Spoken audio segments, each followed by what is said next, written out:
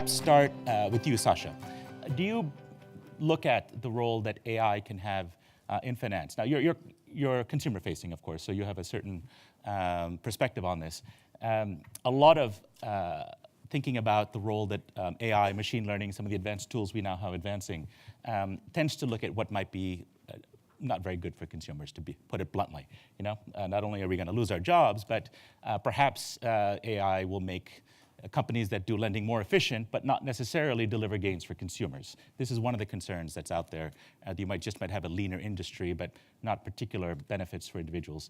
Can you talk about what you're doing that's different and how you couldn't do what you're doing without AI?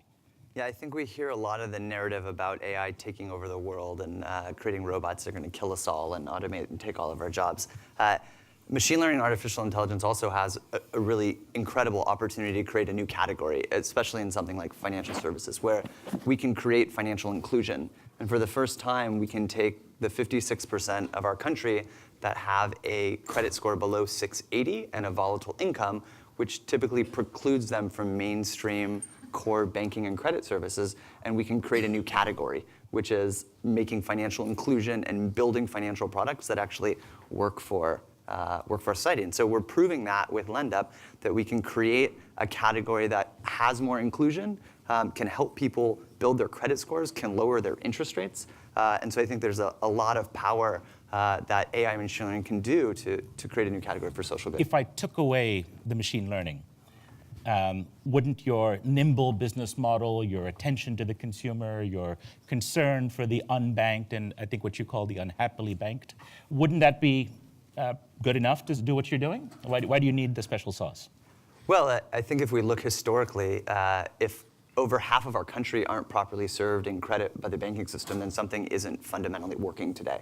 And so how do we change that? I think the two biggest opportunities we have is to reform the Community Reinvestment Act. And given the state of affairs in DC, that seems like a bigger challenge than just taking technology that we already have existing today and applying it towards a more complicated world. Banking is inherently about risk management and predictive analytics, and we have more powerful tools that can take advantage of a more complicated world with more data available about people, and we can use that to bring more people into the mainstream financial services. I think there's a big opportunity, and this company wouldn't exist without those tools readily available. Now, you're of course referring to, elliptically, to redlining, the old practices that have left out, on some measures, over half of Americans from proper and good access to credit. Is what you're doing simply going to move the red line a little bit further, but still leave many, many people without access to proper credit? Is it incremental, what you're thinking about? Well, credit isn't the solution to all problems, but I think we have some legacy issues like redlining that we have to sort of think about and deal with. But fundamentally, risk management has a default where if there's no information about you, you're inherently risky. And that's a strange value prop coming from a sort of former mathematician where if it doesn't mean if you don't have data on this one place called a major credit bureau, although maybe now your data is everywhere, but outside of sort of recent activities, that doesn't necessarily mean you're risky. It just means that there's no data available about you in this one place. That doesn't mean that there isn't data around you that can make a statistical decision by looking at a speaker that will come up, Plaid, soon, and looking at traditional cash flows of people that have jobs, that are employed. They just are stuck in this chicken and the egg solution where they're not on the bureau because they don't have a credit reporting line, but they don't have a credit reporting line because they're not on the bureau. And we can solve that using machine learning and alternative forms of data to supplement the bureau data. So data everywhere, but not a bot that can think, at least not yet. Let's put this to our next speaker. Gideon, you are head of data science for a company that has been awash with data forever. I mean, Bloomberg is data in its foundation. What is it you see? How do you handle the data deluge, which has been a problem for some time already? And can you tell us particularly what are the tools that are advancing finance and from your perspective? Yeah, thank you. So Bloomberg, since it started in 1981, part of the goal was just to agglomerate all of the data that existed and package it up and structure it so that clients could make use of it and make better decisions. What's happened is that packaging it and collecting it is just not enough. There's just too much now. So we have, every day more than 1 million news stories that we aggregate and collect. It's impossible for everybody to read all of those clearly, and even the subset of They those. should just read The Economist. Yeah, well, every week it's wonderful, but when things are happening every moment, you need real-time information. And being on top of that real-time flow, you need faster access. And so there it's taking that entire stream, categorizing it by topic, figuring out what are the relationships, what are the people in there, what's the sentiment that's expressed, and all of those natural language processing tools as applied to that data stream. That's kind of what makes this unstructured text useful for our clients. And do you find that the human dimension of the interaction between your machine learning and some aspect of human creativity or judgment, how do you factor that in when you're going through those hundreds of millions of data points or billions, in practical terms? So, some of the points that were brought up in the last panel really resonated. I think that machine learning and AI can't exist in a vacuum. It's not going to solve everything. Even something like automated driving and autonomous trucking. So if you look at some of the solutions that have come up, Starsky Robotics has this solution where they have truck drivers that are driving a truck remotely and assisting an autonomous vehicle as it drives. That kind of hybrid model, we see the same thing when we think about our data processing, our ingest processing. To give an example, all of the financial documents that come in, many of them come in with data that's in tables, and tables are simply the most boring thing that you could imagine reading or looking at. And in the 80s and 90s, we had teams of people whose job was to take the data in the table and put it into a database. Increasingly, over the last 5-10 years, what we've seen is machine learning approaches that look at the table image, that recognize it, that do deep learning on top of that image to understand the structure of that table, and then put it into a database with the assistance and maybe the spot checking of a person. And so that hybrid workflow, that's been driving a lot of our innovation. That's actually a good moment to jump to Ellie. From your vantage point at a very large established institution, you need to make sense of the cool stuff that the data geeks are coming up with and the machine learning guys. How do you make sure that what they're coming up with creates value for your customers and for your stakeholders, as opposed to just being yet another spendthrift investment in cool IT in finance? It's a great question, because that's exactly what my job is, so thank you for that little advertorial.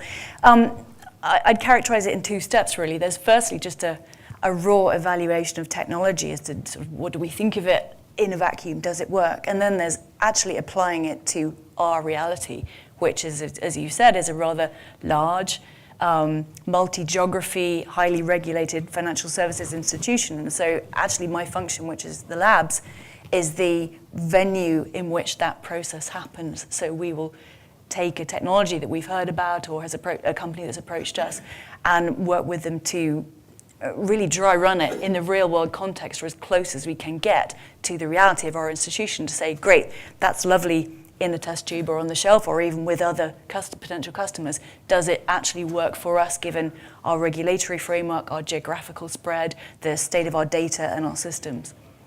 Now, the conventional wisdom on disruptive innovation is that traditional companies kill innovation. You might bring in the coolest tech or entrepreneurs and then kill them with your affection and your culture and your red tape.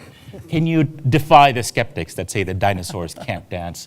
Give us an example. I'm not going to give you a demonstration. Oh, we can do that too over the cocktails. Maybe we'll have later on a bit of dancing depending on how the conference goes. But at the moment, can you give us a positive example of something where you were able to bring in interesting technology and make it work?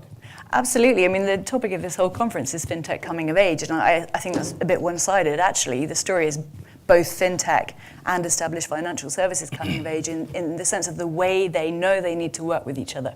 So we talk about the D word a lot, of disruptive, and I think 5 years ago that's what the conversation was about. It was about fintechs coming in, eating the lunch of these moribund, slow financial institutions, and I just think we've all moved beyond that because we know both sides, if you like. I don't even want to call it sides, but both pieces of that picture have something to bring to the table. So financial services, the regulated sector have the scale, they have the regulatory framework, they have the processes, and we would like to benefit from the nimbleness and the cutting edge I still want to technology. press you on an example, though. What can you give us one has worked for you? Yeah, so I'll give you one. Unfortunately, it's not really in AI, but I'll give you an example right. of a company we work with out of our Berlin lab called Ivido. And this company does eye tracking. So they help you improve your user interfaces by really looking at real time at where people are looking on a page. So we came into contact with that company very early on when they were actually just 3 people.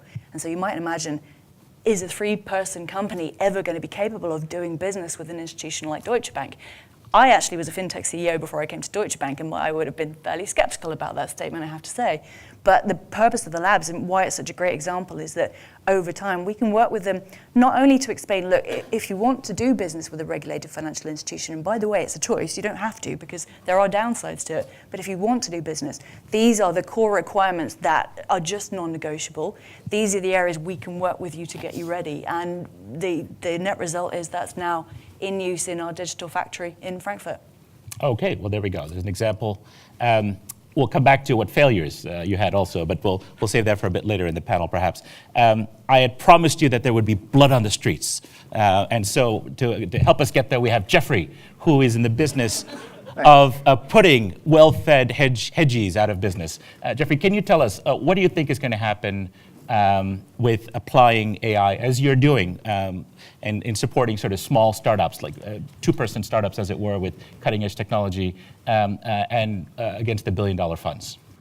Okay, just a little bit of my background. I've been in the investment business for over 30 years and started in the hedge fund world in 1986, and watched this industry grow. And there was a former Charles Schwab panelist or presenter who said, hey, every industry is going to be disrupted. You have to look at that. And I felt that the hedge fund industry didn't really look at this. We were investing in different deals and investments that could benefit from the disruption of technology, but we weren't looking at our industry ourselves, right? And so I started to do that about 3 years ago, and that's why you see that there's 2 titles with me, 2 firms. One is Protégé Partners, which I started in the industry, and that was to invest with small emerging managers in hedge fund area. But then Move 37 is the new firm that we've put together to look at this whole issue. And so the question was... and just for people who don't know, Move 37 is a reference to the AlphaGo move, am I right? Yeah, well, it's actually a reference to 2 things. One is 20 years ago, Gary Kasparov lost to Deep Blue, and it turns out the pivotal move was the 37th move. But that was the old world of how computers were programmed and how they would then beat champions in a type of game. And so he was beat. It took 12 years to program that computer to beat him. It took 38 years to program the computer to beat the checkers champion. And sorry, I'm going down this road because it was a year and a half ago that the AlphaGo machine created by DeepMind, which is a division of Google, beat the Go champion. And it's very significant. And I would suggest all of you have a chance to read Joi Ito's book called Whiplash. Joi Ito runs MIT Media Lab. And he talks about this a lot. But anyway, what happened was there were more people that watched that game than watched our Super Bowl. Right, and so people don't think of it in that capacity. Then also when that move was made, and it was the 37th move, once again, what happened was all the experts out there kind of said, this is kind of out of bounds. Something's wrong with this computer. Lee Sedol, who was the champion who got beat, walked out of the room for 15 minutes before he came back and realized he was kind of toast. So 37th move has this sort of kind of direct application to at least what's happened in the last 20 years. And so that's why we've named the company that. And it's MOV instead of MOVE, because MOV in assembly language means to replace the old with the new. So part of what I'm going to tell you here is that the old will be replaced with the new. And so you made the reference to, owning homes in the Hamptons. Right. One of our part of our pitch in our pitch book is machines don't need to own homes in the Hamptons, right? But it's much bigger than that. And but bring it home. How exactly is your technology going to disrupt the industry? It's not my technology. It's the world of technology. That you're betting on, let's put it that way. Well, it's not technology itself. It's a confluence of a lot of things. It's kind of like saying, hey, is Uber a GPS device? Is it a a rating system? Is it just a bunch of people that are willing to drive cars? It's the mashing together of all these technologies. And so here's where I'm looking at the whole spectrum. We think it's the mashing together of, and it was already talked about by Bloomberg, the growth in data we've never experienced this in the history of the world, right? And we look at both structured and unstructured data. And then there's a second thing that's happened is that, we have some data scientists here. The profession data science did not even exist 8 years ago. And so now that's happening. And the data scientists create these platforms of how to take this unstructured data and structure it so you can analyze it. And then now we just talked about it was a year and a half ago where the world now understood that machine learning, artificial intelligence, actually works, right? And a lot of people don't know about this, but it was in February, it was published, but there was a machine and a couple of PhDs out of Carnegie Mellon that beat the world's top poker players, but not by a small amount, by a massive margin, because the machine learned how to basically bluff. And then the other thing on a regulatory standpoint is Reg FD, which was passed in the year 2000. Maybe some hedge funds paid attention to it, maybe they didn't, I don't know, but there was a massive fine paid in 2013 by SAC Capital. One of those employees went to jail. And so if you were a money manager and your edge was to go golfing with Tommy Hilfiger or having lunch with whoever it was, you're backing off of that edge. And so what I'm saying is that when you back off that edge, is that you end up in data land with everybody else. And so who are you going to start hiring? Right. And so this is what we're seeing. And by the way, I would like to ask you, you said that there were 3 people in this organization that Deutsche Bank did business with. So how many people are in that organization today? Right now? Yeah. I couldn't answer that question, but more than 3 people. Okay, but is it 500? Is it 20? I mean, No, there's this a range. This is recent, so Okay, yeah. whatever. But anyway, look, here's a company of 3 people dealing with Deutsche Bank. And here's what I'm saying, is that 2 or 3 or 5 people can manage money just as well as the old organizations that are managing hundreds of billions of dollars because of the confluence of all the things that I've just talked about. Right. So the game is shifting, partly because of regulation, as well. The tools are advancing for doing this. So that's your thesis. That's your bet. And so that's bad news for those of you that need to schmooze to get your inside edge. You're a hardcore data guy, Gideon. What do you think of his argument and sort of a strong bet that he's making on disruption? Well, I'm torn. I mean, I think to some degree, technology is going to change everything, and data is going to change everything. On the other hand, I think that there's always something that people bring to the table.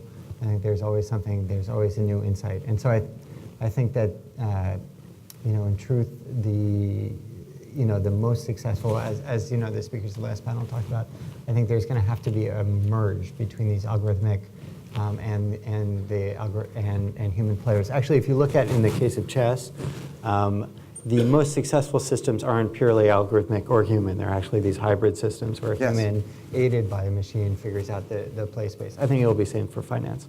We haven't pressed hard on areas in which machine learning and other tools will help us perform better. You alluded to it. If we have a hybrid, we might lead to a better outcome. Jeffrey, when you talked about, you said we can do the same as the many-person hedge funds. You didn't say you'll do better.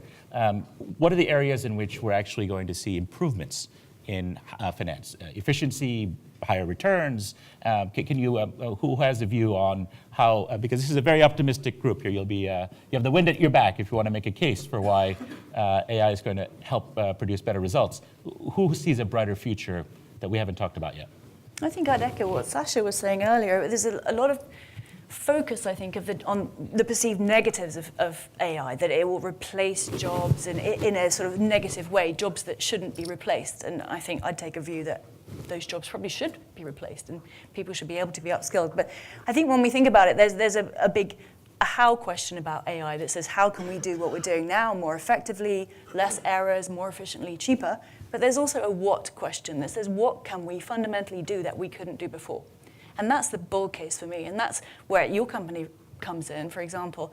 And I think actually, I'd argue that financial services, and in particular capital markets, is probably behind other areas of the market in that we haven't spent enough time talking about these what cases. So what is the Uber that just wasn't possible without the collision of a GPS, a rating system, and a bunch of people who want to drive? And my personal feeling is there's a lot more to go for there. And we should maybe talk more about that and less about the the how questions. Right.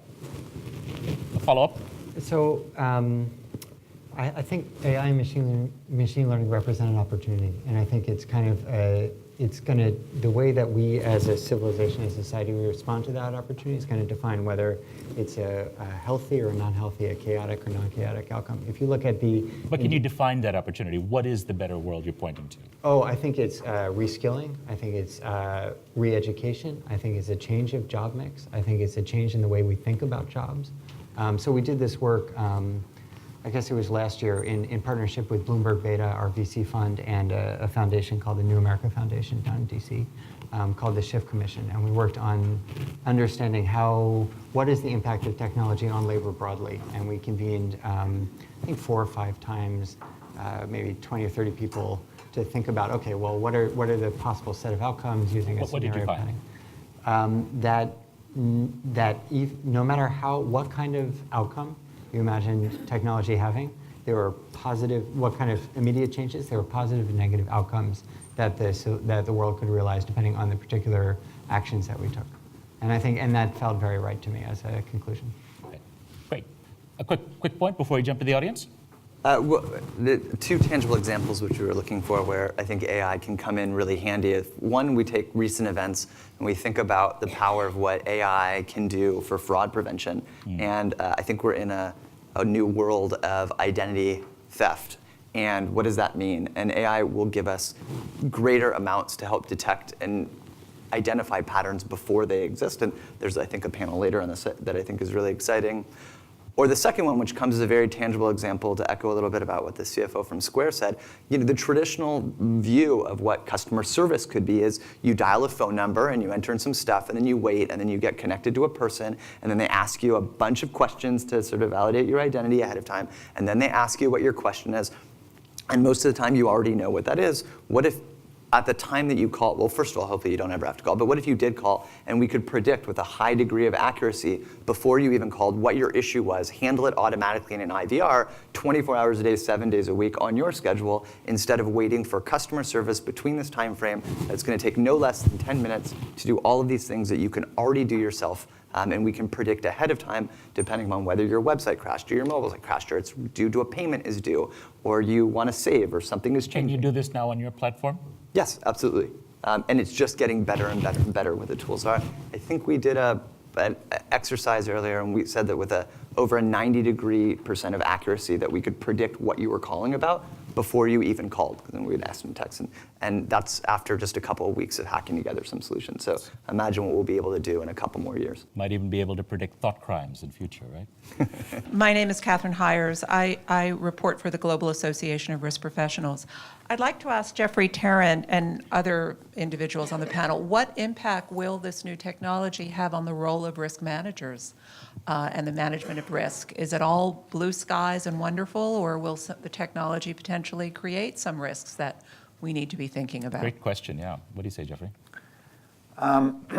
First of all, I was talking about some regulatory risk, and I don't know if you know this, but the SEC and FINRA has now engaged a firm and they're spending about $80 million a year for the next 4 years, so that on their side, they can detect who's going to be the next insider trader, right? And so there's sophisticated technologies on both sides. So what sort of risk about insider trading? I think that can go up. But I think go back to the hedge fund managers and the investment managers, in the algorithms that they create or the machine creates, that's an input that you give to the machine. And you can say, well, look, here's the data, and here's how we want the portfolio to be built, and here's how we want the risk to be managed. Is this going to look like 1987 all over again? Remember that when you had a lot of programs that were out there to try to get out of the market at the right time when there was too much of a momentum out? I don't know if it's going to look like that again, but the risk managers that I would see, or the compliance departments that I would see in these different investment organizations, should be concerned about the regulatory authorities, which I just talked about, and about the volatility of their investment funds. Does that answer your question? And yeah. It gets to that, and this is actually a question from the app. which is related to this. What specifically, this is for everyone, what specifically do we need to do to educate regulators about machine learning and alternative data for credit?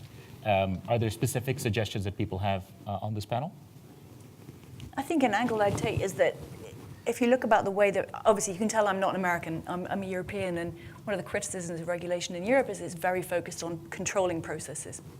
And if we're talking about machine learning environment, there often isn't a known process to control. We're not talking about a list of yes/no statements and if-then qualifiable and knowable statements. The outcome may be fundamentally unknown at the beginning. How do you regulate that? But I think it comes back to a very traditional answer. Answer your question, yeah. How do you do it? Well, I think it's a conversation that's been had for a long time, is that you have to be looking at principles-based regulation. What is the outcome you want, rather than dictating the way that it's achieved? Because your ability to control the process fundamentally breaks down in this environment. Someone else? Yeah. I'm happy to. So when we think about what machine learning can do, I think there's two broader questions at the end that we have to address kind of first. The first is what our regulation is today and what it should be. And I agree with the comment about principles-based or sort of outcome-based objectives. If we're talking about financial inclusion, then we have to think about whether, let's break it down first into there's math and then there's fair. Math is unarguable. It's just numbers, and there's an outcome, and there's a statistical relevancy. No, but the first rule of numbers is garbage in, garbage out, right? So it's the quality of the data that will affect your analysis. For sure, but that is just statistical relevancy of numbers. So it's an accuracy, and I think we can all agree as well that the data in the credit bureaus also isn't necessarily always accurate and removed. So there's always an accuracy from the most trusted data to the least trusted data. And then there's fair, and that kind of gets back to what do we want to accomplish. If we're talking about a super prime consumer, maybe we don't need to. If we're talking about somebody that has been financially excluded out of our core banking system, and they don't have any data, they're one of the 26 million credit invisible according to the CFPB, then is the answer, do we feel okay just saying it's okay that 26 million people can't get access to the traditional banking and credit systems because they don't have data in these one of three places? And so I think the concept of fair changes when you're talking about a customer segment that is totally excluded, partially excluded, or fully included. This, I'm going to piggyback in another question from our app, for which thank you for sending those questions in. A questioner asked, are there new credit models incorporating social media that could trump the traditional models, particularly for the people who are not in the traditional database? And now I've recently just arrived from a few years in China, where I was following a lot of the technology trends, and Alibaba, WeChat, the platform run by Tencent, are far ahead of what we're doing here in the US in terms of the use of social media, but also integrating it into payment systems and platforms. What do we see as possible here in the US using some of these less traditional approaches that might address the problems you're talking about? Start a little bit more, but I don't want to take up too much time. Sure. I think if the framework is financial inclusion and you're coming from a country where there aren't established monitors of credit scores and credit data, everybody is motivated about financial inclusion, businesses, government, and so they have kind of a clean slate in the grand scheme of things because there isn't a legacy system. So alternative data in absence of other data becomes more predictive. Here, maybe there's an ability to supplement traditional data with other data to make financial inclusion more of a sector. But here, we have one group think that is that the financial system is working pretty well. And it is for a group of people. It's not working really well for other people. And so the leapfrogging effects might be for those who are on the margins in America.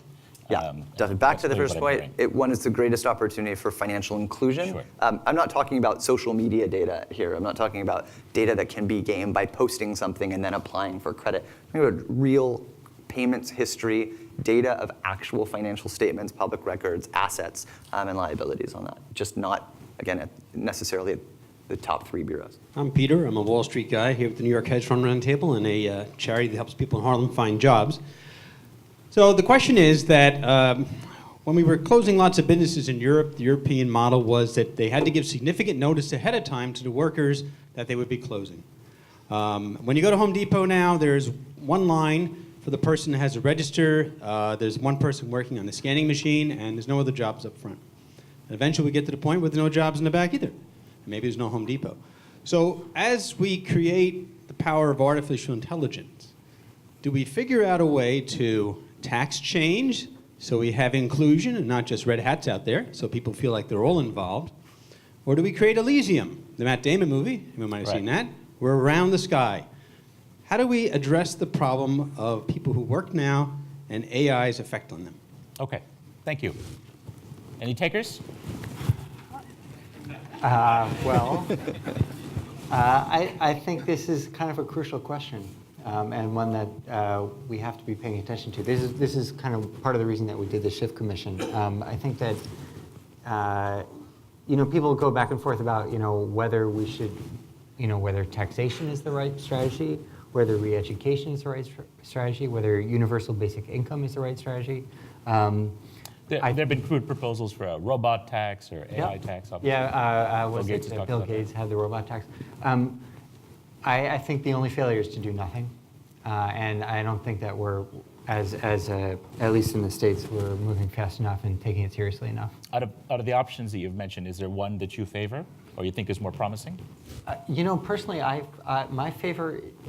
So as part of the Schiff Commission, a lot of people have different opinions. The Bloomberg Beta Group, in particular Roy Bahat, who's one of the co-chairs, really favors universal basic income. I don't particularly favor that. I think it locks people into a way of life which is being outside of thinking about contributing. Right. So I'm more in favor of education and thinking about actually figuring out ways to incentivize people to get educated and to retrain. That's my personal take. But whatever works, we should be trying. Jeffrey, do you have a plan for helping out those poor hedge fund guys you're going to put out of business? Should we skill them up to do something else or give them golden parachutes? Well, they're all smart guys. They'll have to reapply their skills someplace else. And education, I think, makes a sense. I'm not going to be concerned about, paying a minimum payment to an ex-hedge fund guy who is actually doing pretty well and with his house in the Hamptons. But I think they'll figure it out. But, if you look at the total employment of that industry and where we're going, and by the way, I'm not talking about machine only. I'm talking about man plus machine. I'm just saying there'll be fewer There'll be a lot people fewer in that of industry. the men and women. So they'll figure it out. They're smart. Another question from the app. This one looks like it's headed to you, Ellie. Is it fair to say that the biggest ways banks are slowing down innovation is by not systematically modernizing compliance? Why are you so anti-innovation? Why am I just slowing down innovation? Yes. Firstly, I apologize for slowing down innovation. I'll let you into a secret. Banks don't do compliance for fun, right? We do it because it's important. And the last thing... But you do it because you have to.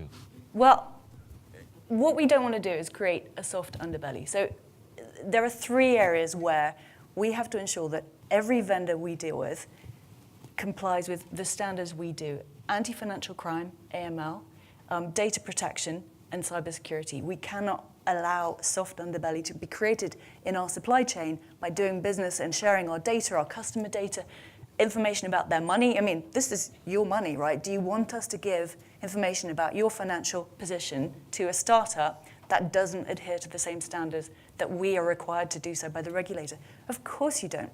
So we don't do this stuff for fun. It's required. However, what we can do, and I'm really passionate about this, is be much clearer about what the requirements are and what the standards are, so that companies, when they're taking the decision to engage with Deutsche Bank or any regulated financial institution, can know going in, okay, if I am going to have certain, my data, for example, in a separate room with 2-factor authentication in the door, let me know that up front, not a year into the onboarding process, because then I can make an educated and informed business decision about whether I want to engage there or not, because those things have costs. And you want to know those up front and not sort of halfway through a process. Right. But I mean, if I could just put a sharp point on this, speaking to a lot of regulators, among the criticisms I hear of the big banks to do with this question of modernizing compliance systems, there have been a lot of mega mergers over the years. Obviously, there's been consolidation in the industry. There hasn't been adequate investment to integrate the IT systems to have a seamless effort at compliance. So if a regulator asks, how many payments did you make yesterday or over some period of time or in some very specific question, the answer is not available in a ready and timely fashion. There's a scrambling about and sort of a very clunky, old-fashioned way because of lack of interest and lack of investment in getting this kind of boring B2G facing side of IT rather than the more glamorous B2C facing side. I think How do you answer that? We all know that simplification has got to occur in those areas because you think of the armies of people that are thrown at those problems. That is a classic use case for AI. Yeah. All right then. Well, we're going to have some of the startups in the room that better start working on that, right? I'm Tony Mace. I'd like to address a question to Gideon and perhaps to Jeffrey. Can you hold your microphone a little closer? A question Very for good. Gideon and perhaps for Jeffrey. Talk a little bit more about the world of machine-readable news and how Bloomberg is adjusting its offerings to accommodate that demand. And I mean, perhaps from Jeffrey's side, you could talk a little bit about the demand and what you wish Bloomberg would be doing. So you know, as Jeffrey mentioned, a lot of the data that is kind of on the edge of what people are starting to process is unstructured data, and the biggest chunk of that is news and text. And so the things that we're providing are, we have a really quite a large and long-term effort in taking news that is either sourced from us or comes from other people and making it structured, and making it categorized, and making it relevant. And so this is all kinds of things like what you'd call named entity disambiguation. So this is taking a piece of text and saying, okay, these are all the people that this text talks about. These are the organizations, the companies they come from, or topics. This is an article around oil, or this is a merger acquisition article. So that's part of what we do now. We're also taking that and we put it out on a wire. So that as a client, you can take that in and integrate it either into algorithmic trading solution or a risk solution, end-of-day analytic. But I don't think this is the end of where we're going to get to. We also have a lot of things under development that give a picture for you in particular of what you need to know right now. So what's happening in the world? How do we deliver exactly the targeted information for you? So that's been ongoing work. We have a bunch of products out in that space. We continue to do a lot there. I think it's also no secret that we do a lot of automated news generation. So if you look, I'm against that, by the way. Oh, I don't. Yeah. Wait. You might have a knee-jerk reaction. It has nothing to do with your job. So really, it has nothing to do except that they're words. That's what they always say. No, wait. So really, what it is it's things like a earnings report. So getting the facts out of what happens in the earnings report to a story about what was reported has very little to do with this panel or your investigative research or your thought process. So as John Micklethwaite, of course, a former editor-in-chief of The Economist, said recently, computers will do the what and people will do the why. And I think that distinction is going to be there for a long time. Excellent. All right. We're going to let John Micklethwaite have the last word on this panel.